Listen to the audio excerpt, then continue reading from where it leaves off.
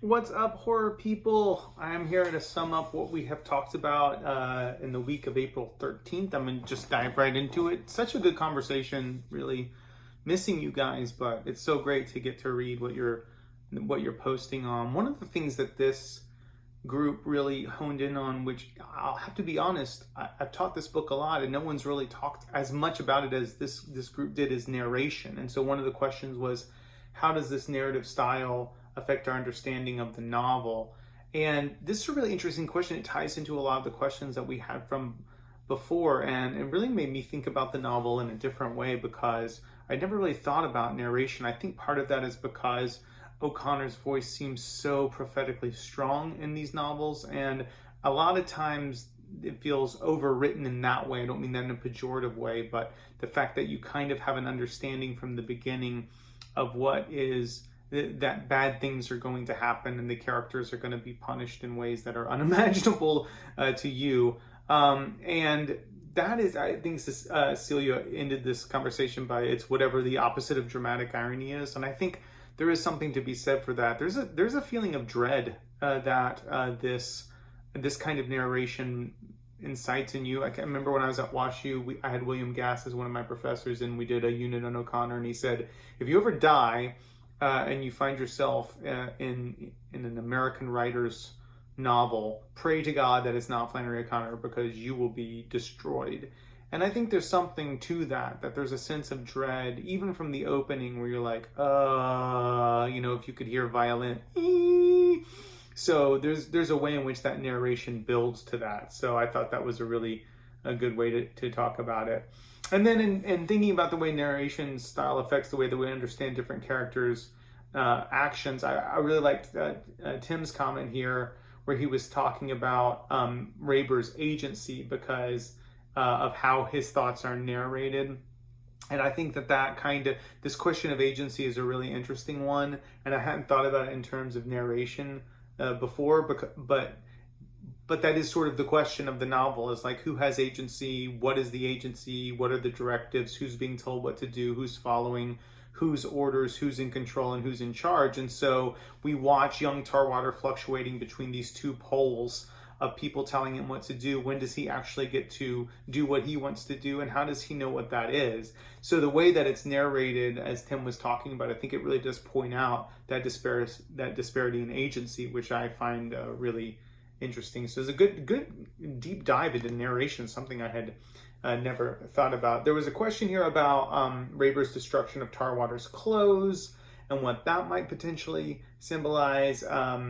Maddie had a good comment here, was that Raber wanted to do a kind of baptism of Tarwater himself to pull him away from the backwoods imbecile that he was growing up in. And so this burning of the clothes as kind of the ultimate rejection of that lifestyle, these sort of hayseed clothes that the uncle was in, his outfit, his country preacher outfit. That's the ultimate destruction of it. It's not, you can't, once someone's passed away, you can't destroy their ideas, you can't destroy their personality, you can't really destroy the self. The self is destroyed. So what do? You destroy the trappings of the aesthetic of it. That's all he really has left to go. So I thought that was a good conversation there. Raber, another question about Raber fixating specifically on Tarwater's straw hat. And that is, Meredith had this comment, why is this hat so important? And Meredith said, hey, not only is it a country sort of hayseed thing, but, when you're wearing a hat, it's to protect you from the sun. It's because you're outside working the land. So it's this country life. So it's the ultimate symbol. If these clothes that he's destroying are symbols of his, old Tarwater's ideas, then the hat might be the central one to that, for all of the reasons that Meredith said there. So some really interesting moments there. We get to the baptism. I mean, this is the really difficult part of the book, in a very difficult book. And so the question was here, do you think the baptism in the book represents the dangers of ritualism or the rebirth of Francis, or both? And we had a really difficult time answering this. Avery had a good, we got to see Avery sort of working through this in her comments, saying, well, here's what you can call it this on one hand, here's the dangers of ritualism. This is what happens when you infect a child with these belief structures and don't make him question that. It becomes so ingrained in him that he performs these things that are basically murder, right? He murders someone. Versus the other side of it, which is that this is a potentially redemptive moment in a crazy ass Catholic, Catholicism, Flannery O'Connor world, that actually there are two souls being saved by this, both Tarwaters and bishops. And so I think grappling with that is probably where we need to be. I think if we fell down on either side of that right now, we would probably not go any further in the novel, because in this very bifurcated age, I think that this is the central question of this novel. It's frankly one of the reasons why I like teaching this more than Wise Blood, because there is sort of a moral imperative in this novel that asks you to struggle with it. And in a lot of the other O'Connor stories, it doesn't really ask you to struggle, certainly not in the same ways that this does. I mean, this is the central conceit of this novel, and teasing it out is the mystery of it. So, really good question, maybe the question of the novel, especially for someone that's focusing on horror. Do you think that Tarwater believes in the idea of a Christian burial? What do you think the importance of a proper burial is? This is another thing that's connected to ritualism. I think I mentioned in my comments that it's so strange that even with all the rejection and even all of the hemming and hawing and trying not to do the things that old Tarwater told him to do, they end up getting done anyway. And Diana had a good comment on this, where even though Tarwater rejects his uncle's ideas, he rejects all of these things that he came from, he still respects the idea of this burial because it's a sense of closure. It's a funeral. It's good that this is closed in this way. And I think I agree with that. I mean, I think Tarwater gradually starts evolving, not into his uncle's frame of mind. I think both of them are kind of repugnant to him, but that he understands that, yeah, this is a ritual that's worth honoring. This is a ritual worth honoring, and it's important to me. So good discussion on that. Another question tied to that question about bishops, it was, is bishop's death a form of salvation? Do you think Tarwater views it? Did he act it out of anger? This is, I have Zach and Mary Frankie both up here with really good comments. Zach talking about this connection between Bishop and the character of Shannon Pearl from Bastard Out of Carolina. And that there in that novel, she's literally burned by fire. It's kind of this so very strange part of that novel, and the only part of that novel, unless I'm misremembering, that is actually not memoir, is based on nothing, that Dorothy Allison just wrote fiction. And then Mary Frankie saying pretty firmly that it's not a form of salvation. These were personal motives that ended up infecting him, and that she believes that Raber was disgusted with Bishop. That kind of infected Tarwater, and then Tarwater thought, well, to be a prophet, I should do this. No one cares about this kid.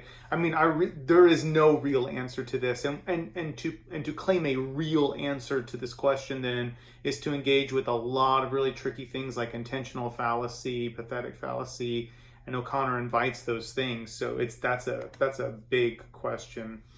Tarwater's mental and physical health are suffering because of this voice of the stranger that's on his shoulder. And these two things are combining.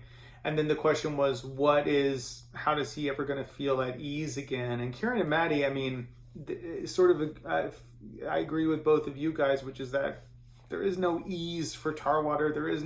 I don't ever see a place for him to go and rest and be comfortable and lay down. Part of that is because he's gotten this charge of being a prophet. And I mean, being a prophet is about suffering.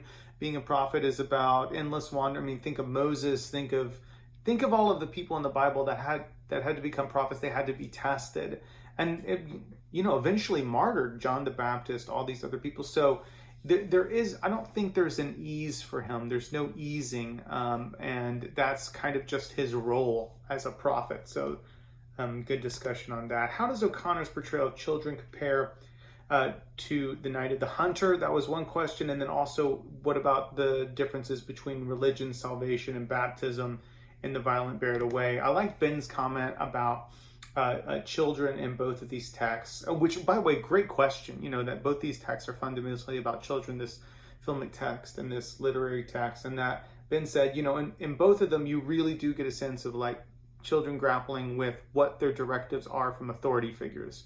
You're supposed to do this. And then that kind of conflict with what other parts of the constituencies of their identity tell them to do. Well, this authority figure conflicts with this authority figure. What do I do? And those are two good connections between the novel and the film, because that's certainly a major question. And then when we get to the things like religion, salvation, baptism, Katie had this comment that it's the way religion is received and taught or rejected that connects these two texts. And Diana said that after reading that analysis, Katie's analysis, that she had changed her opinion on Tarwater, and that initially she thought he was this really malevolent figure, and then now she's able to compare him to the Robert Mitchum character in Night of the Hunter, and be like, well, that's an actually malevolent character.